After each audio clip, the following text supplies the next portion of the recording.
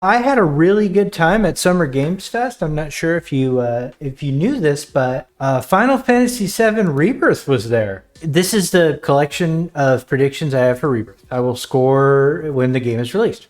Prediction 1. The party has stepped out of the Beagle timeline into the Terrier timeline. The very first time we see Stamp in Rebirth, it will be a Beagle, will actually appear during the Nibelheim flashback, because the story is told from Cloud's perspective, which is why he has a single pauldron in the trailer. Prediction 3, it will cut to Zack in Midgar, confused about where Aerith is. The Terrier will be prominently displayed, gaslighting the viewer into believing the parties are in different continuities.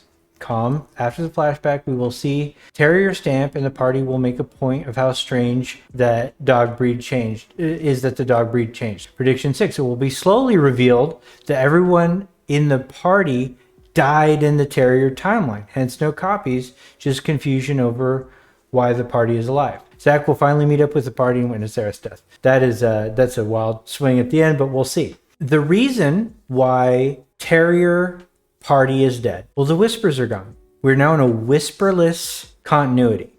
Or are we? The mechanism by which the whispers work seem to have been absorbed into Sephiroth. We'll talk about that when we watch the trailer. But the party died because the whispers weren't there to save them. And the party is saved by the whispers no more than like 3 times. They die. So let's just watch this trailer. Okay, so there's Dead Barrett. Like, I was freaking out in the audience. I will eventually bring that, upload my freaking out thing in the audience, but here. Yeah! I called it! I called it! They were dead! I called it! 1 timeline. And 2. Amidst the wreckage of the expressway, search and rescue So there's operations are already in Tifa, progress. Dead Red 13. So that's why I don't think this is Shinra propaganda. Wow. Just look at it all. It's so green. Even after everything we... And I also like that we're getting an idea of that maybe the continuity is a little different too. We're getting elements of that just from the visual representation. we've done to it, it's still going strong. Look at the It may look landscapes. that way, but in reality, it's barely hanging on. I think the environments look incredible. The compression's bad on the 1080p video. I got to see it in 4K while there, and it looks great. As good as any AAA title that I would expect right now. I would actually argue that this right here, other than maybe the water, looks, at least from a landscape development functionality, like a overworld map stuff, looks better than 16. I was wondering, what's Cloud been doing these past 5 years? Where's he been? And you're asking me this? That's an interesting conversation between those two. I love it. This looks better than I could have imagined. This looks so cool. The This is Chocobo gonna Zone. sound crazy, but as far as I know, Cloud was never in Nibelheim 5 years ago. Okay. So that indicates that the Tifa talking has the Beagle version of events in her head. The original pre-altered timeline. The life stream. Also, hell yeah, It is the Bugenhagen. very essence of our star. The blood coursing through its planetary veins. According to Ho, I do want to look. I wanted to see if we get enough. So I had a theory about this. First of all, look, if you can see the 12 there. So there's a clock underneath here too. So it does feel like they're, in addition to getting just the standard lore dump that we get from Bugenhagen, we get something related to the continuity perhaps. Blood coursing through its planetary veins. But I'm really curious about what this looks like. If we get a better look at this, I'm wondering if it's gonna look similar to the writing that we see on the summon animations. This looks, to be the Mithril Caverns. Looks great. according to Hojo, they're connected. I don't know who is talking here. And I think people are concerned that it might be character and that it doesn't sound like what anybody wants it to sound like. Connected to Sephiroth. Shadows of the man I believe he called them. Sephiroth was in Midgard. We fought him. Whatever happened, he's alive. But why come back now? That's the question, right? After 5 years, doing who knows what? Well now, think we woke it All up. right, now we're gonna get to see some combat. Okay, first of all, let's just break this down. What are we looking at here? I'm really curious to know what these notches are. Also, I would like to just point out that HP does indicate, like, you know, maybe kind of a rescaling or a reset of stats, the amount of damage they do. So I wonder how that impacts the kind of, you know, carryover stuff that we were, you know, like does saves carry over? Like we're seeing 49 damage, 23. Like, so it seems as though it almost kind of gets reset, right? A little bit. Feast your eyes on the Turk's All right. latest and greatest, Elena. She may be Elena. new, but she's still a Turk. I love Elena's combat. The music here too is really good. But yeah, I mean, like, I heard somebody actually say that the environments didn't look good, and in the theater, it looked incredible, and it looked like what they had kind of hoped for from, you know, other titles.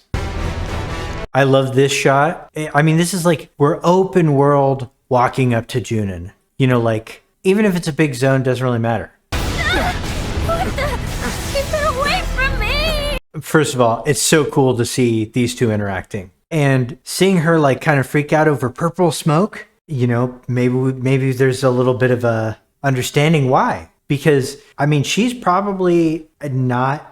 She's not like immune to the Beagleverse changes. So she experienced the Nero shit, you know, and the continuity that they're in. She's seeing this and it looks like Nero, it looks like the death of Sonon. And I wouldn't be surprised if she has some kind of flashback to that. They say she's a monster, that she can peer inside you. Also, I like that they're really leaning into, this is the aesthetic for Genova's, the fights that we have Genova. You will notice it's a little bit more Inside you. horrible looking. Like the stuff in the stock up here. Inside you. Like this right here. Like that stuff just looks great. Into the very depths of your soul. That she can become those you hate. Those you fear. Those you love. Describing Genova's ability to mimetically copy. And I mean, like, there's a more foreboding element to it too. Like it's, well, is there imposters among you? You know? And then this, okay, this is super cool. I think this is probably just sort of a flashback, but this is very akin to like kind of the buildup that I was talking about, right? So this buildup of who Cloud's fall from grace at the end of the game, you know, to sort of set him up to be the final conflict here. This is Cloud in a reunion clothes robe. I mean, that's so cool. What a cool detail. You murdered my dad! You burned my village! You know that I killed her. You know that I killed her. So, who is she? So who is she, right? So this is the new mystery thing. This is like, wait, is there an imposter? Tifa's there, and he's clearly talking about somebody while Tifa's on screen, but it's clear that he's not saying that right there. So this could be a red herring for Tifa, but I mean, this could also be an indication of like the crazy evil Aerith theories that people had. Whatever's going on with this part is the most interesting part. And it's kind of a big mystery. I'm trying to kind of wrap my head around whatever this part means, but it's kind of the big like, oh, this is wild thing that was said, you know? Who is she?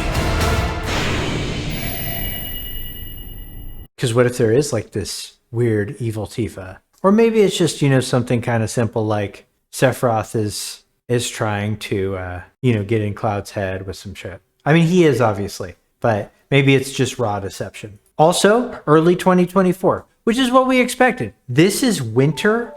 This is this winter. We're going to watch Ever Crisis.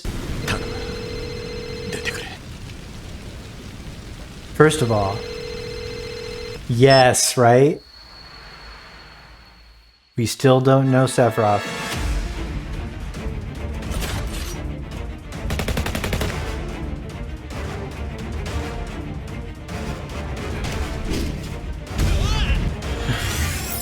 Okay, just look at the fun Zach drip though, right? I love this. The outfits in this game are going to be so cool. And it looks like they seem to reference other Final Fantasies, right? And that's really cool. And then this outfit was my favorite. Like, it looks like a Genesis outfit for Aerith. Look at Organics. Look how cool Organics looks. I love this though, the Midgar Falls. I mean, this is a cool looking location. Does this mean that we're going to see something like this? We know which one's Glenn and which one's Matt. So it looks like these, you know, the characters peeling that back, that's real. These characters do have a chapter and from the First Soldier do have a chapter in Ever Crisis. And I think that's going to be a big deal. I mean, are we assuming that this is Glenn, but it could be somebody else? But I assumed it was Glenn because of the axe. All right. Does somebody have a non-Twitter link to the Japanese trailer?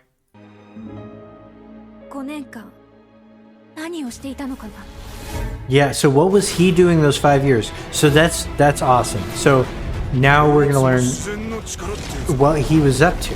You know, like...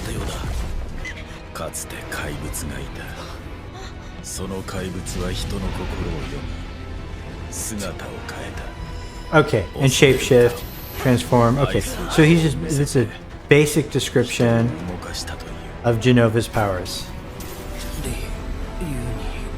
Okay. So that could be Cloud 2.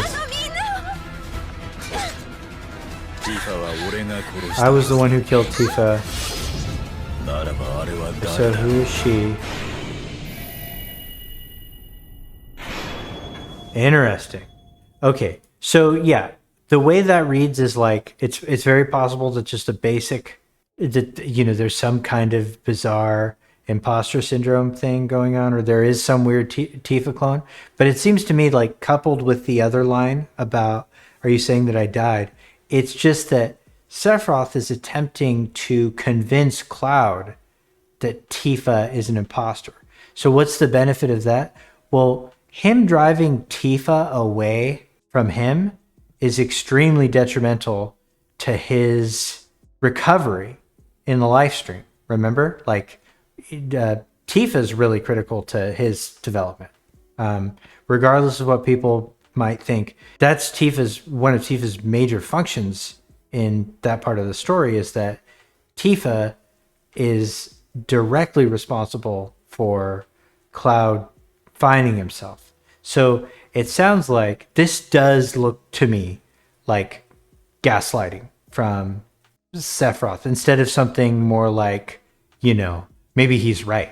Maybe Sephiroth's right and there's an evil Tifa. I don't think there's a Tifa clone. I don't think there's that. I think this is just an example of what Sephiroth's endgame is, which is Cloud. So this is just going to show us that Sephiroth is going to be present in this game, perverting Cloud's judgment. You know, perverting, taking away the things that helped him recover the first time, you know, that helped him ultimately defeat him. Okay, we're in the new timeline. You know, we're in the Terrier timeline now. Like, the Beagle party is in the Terrier timeline. I've been trying to explain why I think it's like a single altered timeline, basically. Like, the Beagle timeline died, and the Terrier timeline is the one that we're actually in. And that's kind of what I've been pushing for a long time. And so to explain that, I would use this very specific example of them starting the Rebirth trailer with a Shinra news flash showing the dead bodies of the Terrier party. And because that's the explanation as to why there's not duplicates. Where they threw me off, though, is they showed everybody except for Cloud's. And then now there's this Cloud in a reunion robe, and it's making my brain melt. Okay, I'm gonna be honest, this website's a little sparse. Website could use a bit. Oh, anybody notice? And this could just be the color variation of the trailer. And these are 1080p pictures, because I don't know why. I don't, but Anybody notice that Sephiroth's eyes are more blue here? Like they're less green. I mean, his eyes are like, I guess canonically teal, but they're less teal and more blue. And it could just be that like the purple is drowning out the green in the particular shot. But I did very clearly notice it. But I could be just reading way too much into it. Not that I have ever done that before.